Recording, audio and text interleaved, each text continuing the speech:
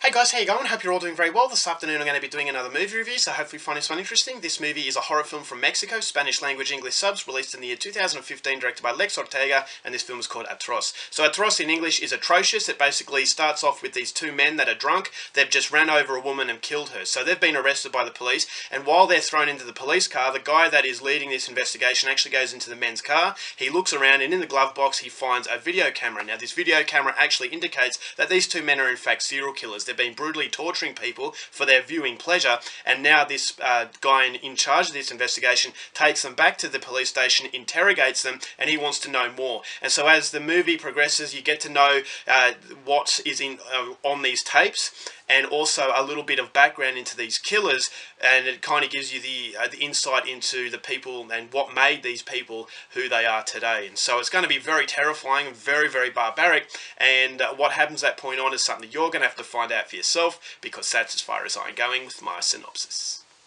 Now my thoughts on Atroz. This movie comes with a lot of notoriety, and I have to stress that if you're not a fan of extreme cinema, or you're not used to extreme violence, then you're going to be very, very upset by this movie. In fact, this is a movie that I cannot recommend in good taste, is because it's one of the most disgusting experiences I've had in a very, very long time.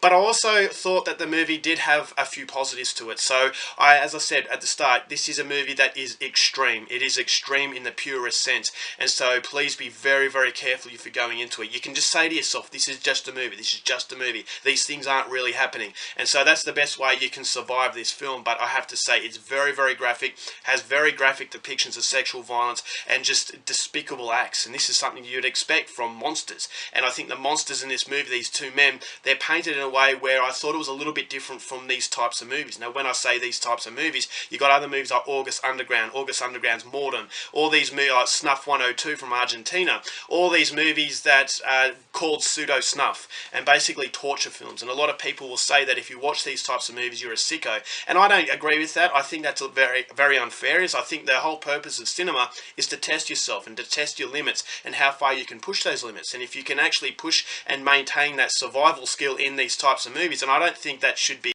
basically looked down upon. I think that should be encouraged. Is that this is everything that is film, and obviously these movies aren't real. These aren't real depictions of violence. Is that these are actors. And so if you can tell yourself that, you can actually delve into what is the genuine heart of horror. And I think Atroz really understands what it is to show you the ugliness of humanity, the absolute disgust and yet the depravity, and the lengths of depravity that humans will actually delve into. And so this movie basically has it all, and it's very, very hard to watch, and so be very, very careful of that. So initially I thought that I wasn't going to like this film. I thought, okay, this is a movie that bills itself as the most barbaric horror film that Mexico has ever produced. It was actually presented by Rogerio Deodato, who directed Cannibal Holocaust. So that's a pretty big name in the horror scene. So if he's presenting it, this is something that's going to really market the film quite well. And so Lex Ortega, I never really heard of this guy, but I always like to follow Latin American cinema. I always love supporting this cinema, because they actually produce pretty good films. And Mexico have actually produced some good films in the past. And so I thought, alright, well, I kind of know what I'm getting myself into. I know this is going to be what people call torture porn,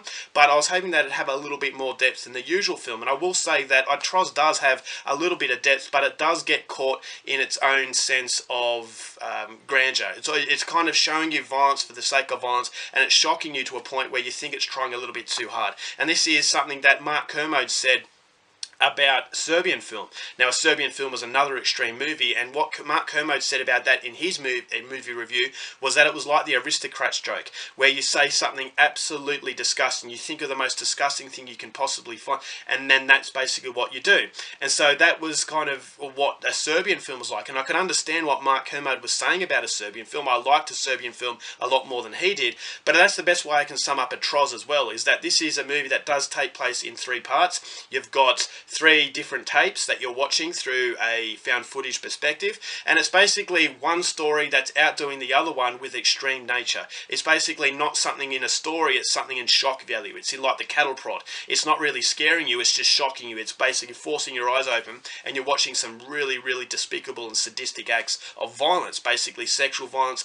You've got full-on violence against women, so it's very, very nasty. This is a very evil type of film, and on one hand I can understand understand why Lex Ortega did this is because sometimes you really have to hit someone over the head with a sledgehammer to get their attention. You can't just gently pat them on the shoulder, especially if you're making lower budget cinema. And so on one hand, I can say, alright, well, this movie could have been a little bit better with a bit more depth and kind of not relying on the violence as much as it does. And on the other hand, I can say, well, with a very, very low budget and not much money behind it, sometimes you have to do these things to get the attention. And now this movie, I'm sure, is going to get a cult following, and that's something that I have to applaud, is that this filmmaker is trying to make his way in movies, and sometimes this is what you have to do. And so I can kind of understand why this movie was as extreme as it was, and for that, I can't really criticize it too much. I thought it actually looked pretty good.